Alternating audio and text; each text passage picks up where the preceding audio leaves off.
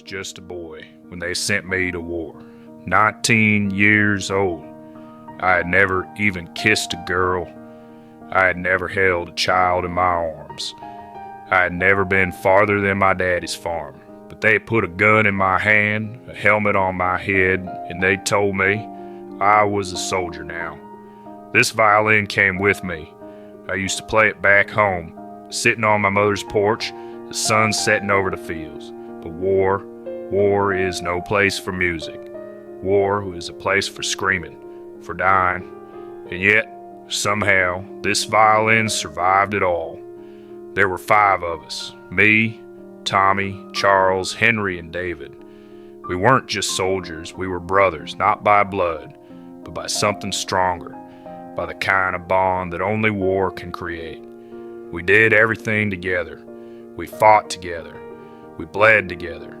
We survived together, until we didn't. It was December 1944, the Battle of the Bulge, the coldest winter Europe had seen in 100 years. Our boots were frozen solid, our hands were stiff as corpses. We hadn't eaten in 3 days, and the enemy was everywhere. We were trapped, 5 of us, alone in a forest covered in snow so deep we could barely walk. No food, no radio, no reinforcements coming. Just 5 boys trying to make it home. Tommy was the first to go. We heard the shot before we even saw it. 1 minute he was laughing, talking about how he wanted to open a bakery when he got back. The next, he was on the ground, staring up at the sky, his blood melting the snow. Henry was next. He stepped on a mine.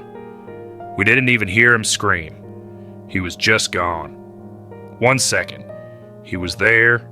In the next, there was nothing but blood in the snow. David bled out in my arms, shot in the stomach. He kept calling for his mama. He was just 19, just a kid, and I couldn't save him.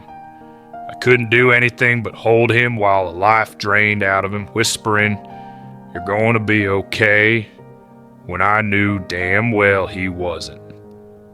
And then there was Charles, my best friend, the last one left besides me. We were hiding, barely alive, starving, freezing to death.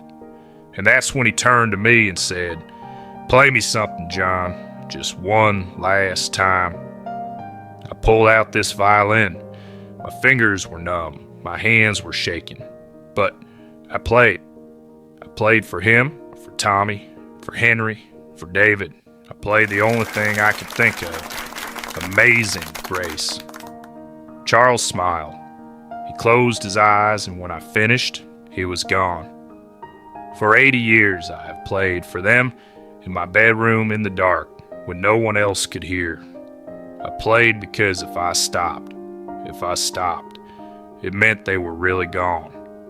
But tonight, I play for them one last time, and this time, I want the world to hear.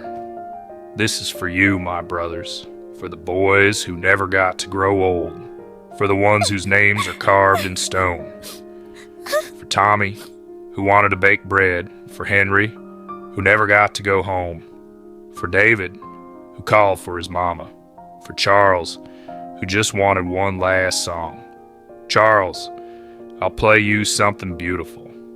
Okay. Now,